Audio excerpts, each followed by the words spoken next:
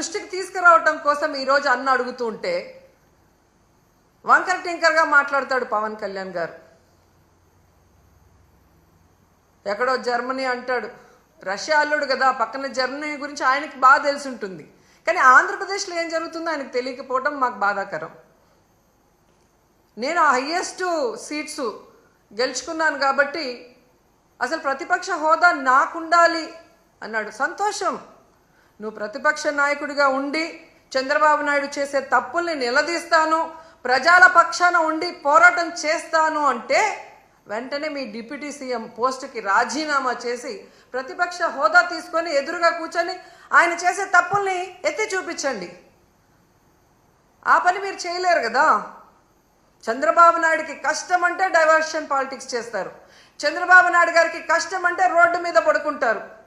కానీ ఈ రాష్ట్రంలో ఆడపిల్లలు రేప్ అవుతున్నా, మర్డర్ అవుతున్నా, విద్యార్థులు రోడ్ల మీదకి వచ్చి చెప్పులతో కొట్టుకుంటున్నా వాళ్ళకి జరిగిన అన్యాయానికి మీరు హాస్పిటల్ బెడ్ మీద పడుకొని ఏమీ విన్నట్టు ఉంటారు. ఎన్నికల ముందు మీ స్పీచ్లో ఆవేశంగా మీరు చెప్తుంటే నిజమని నమ్మిన వాళ్ళు ఈరోజు వాళ్ళ చెప్పులతో వాళ్ళు కొట్టుకుంటుంటే అయినా మీకు అర్థమవుతుందంటే అది కూడా అర్థం కాకుండా మళ్ళీ జగనన్నను బ్లేమ్ చేస్తున్నారు. మీకు నిద్రపోయినా, మెలుకున్నా, అసెంబ్లీకి వచ్చినా, బయటికి వెళ్ళినా ఎప్పుడు జగన్ జగన్ జగన్ జగన్ని ఎలా తిట్టాలి, జగన్ మీద ఎలా దుమ్మెత్తిపోయాలన్న ఆలోచన తప్ప మరొకటి లేదా? 9 నెలలైంది మీరు అధికారంలోకి వచ్చి. మెజారిటీ సీట్లు మీకున్నాయని గొప్పగా చెప్పుకుంటున్నప్పుడు 11 సీట్లను ఎక్కిరించే మీరు 11 సీట్లున్న జగనన్నకి ప్రతిపక్ష హోదా ఇవ్వడానికి ఎందుకు భయపడుతున్నారు?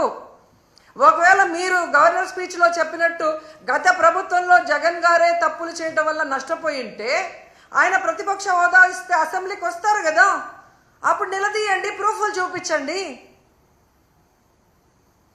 అంటే మీ పచ్చ మీడియాలో మీరు మాట్లాడే మాటలంతా కూడా అబద్ధాలు, కేవలం జగన్ని బ్యాడ్గా చూపించడానికి మీరు ప్రయత్నం చేశారు. అదే అసెంబ్లీలో అయితే ప్రూఫ్లతో కూడా చూపించాలి, అక్కడ జగన్ ఎంత మంచివాడు, ఈ రాష్ట్రాన్ని ఎంత అభివృద్ధి చేశాడు, ఈ రాష్ట్ర ప్రజలకు ఎంత వెల్ఫేర్ చేశాడు, ఎంత డెవలప్మెంట్ చేశాడో చెప్పాల్సి వస్తుంది. కాబట్టే ఈరోజు మీరు ఆయనకి ప్రతిపక్ష హోదా ఇవ్వడానికి నిరాకరిస్తూ మేకపోతు గాంభీర్యాన్ని ప్రదర్శిస్తున్నారు అనటంలో ఎటువంటి సందేహం లేదని కూడా ఈ సందర్భంగా తెలియజేసుకుంటున్నా.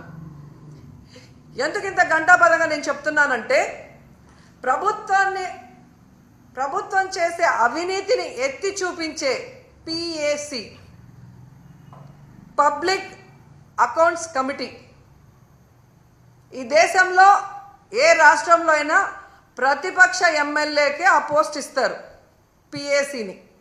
అలాంటి పోస్ట్ కూడా ప్రతిపక్ష ఎమ్మెల్యేకి ఇవ్వకుండా దొంగదారిన మీ ఎమ్మెల్యేకి మీరు ఇచ్చుకున్నారు అంటే మీ అవినీతి ఎంత పెద్ద ఎత్తున జరిగింది.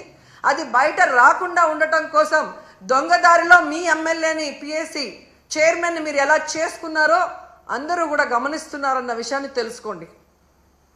ఎందుకంటే దేశంలో ఏ రాష్ట్రంలో లేనటువంటి విధంగా ఈరోజు ఈ PAC చైర్మన్ని మీరు తీసుకోవటం అనేది చూస్తుంటే గతంలో ఎక్కడో విన్నాను, తాలిబన్ల పాలనలో మాత్రమే ఇలా జరిగిందని, తర్వాత నారా చంద్రబాబు నాయుడు గారి పరిపాలనలోనే ఇలా జరిగింది అనేది చరిత్రలో చరిత్రహీనుడిగా మీరు నిలిచిపోతున్నారని కూడా ఈ సందర్భంగా తెలియజేసుకుంటున్నా. అండ్ ముఖ్యంగా మీరు చూస్తే ఎంత విచిత్రం అంటే అసెంబ్లీకి TV9 రాకూడదంట, NTV రాకూడదంట, 10TV రాకూడదంట, సాక్షి రాకూడదంట. వీళ్ళకి భజన చేసే భజన పచ్చ ఛానల్లో మాత్రమే అసెంబ్లీకి రావాలి అనుకుంటున్నారు అంటే వీళ్ళ మీడియాలో వీళ్ళు వండి వార్చిన అబద్ధాలనే అందరూ చెప్పాలి, లేదంటే రానివ్వము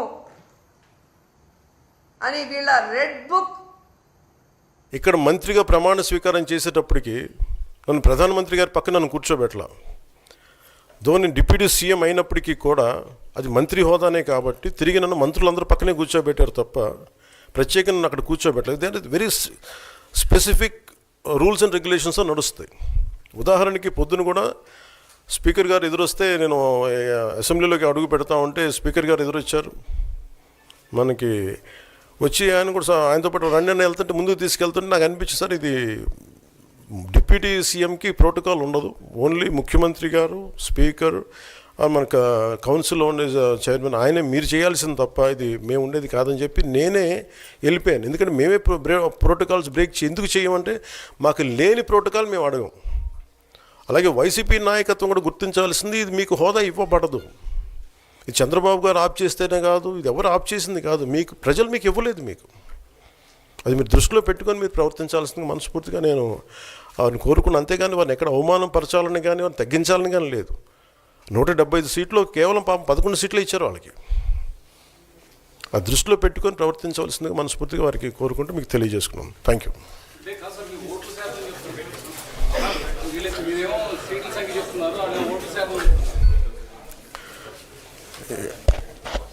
ఫస్ట్ అప్పుడు ఏం చేయాలంటే సార్, అప్పుడు జర్మనీకి వెళ్ళిపోవాలండి. ఇప్పుడు జర్మనీలో ఏంటంటేనండి, నేను జర్మనీ రిజల్ట్స్ కూడా ఏదో వచ్చినాయి చూస్తా ఉన్నాం. ఎలక్షన్స్లో 25% వచ్చిన హైయెస్ట్ పర్సంటేజ్ ఆఫ్ వచ్చిన ఓటుకి ఇన్ని ఎంపీస్,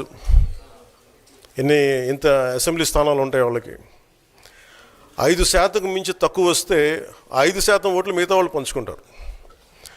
మనకు అలాంటి బెనిఫిట్ మనకు లేదు కాబట్టి మన రాజ్యాంగంలో లేదు. వాళ్ళు మంకుపట్టు పడితే they are free to go to Germany. Thank you.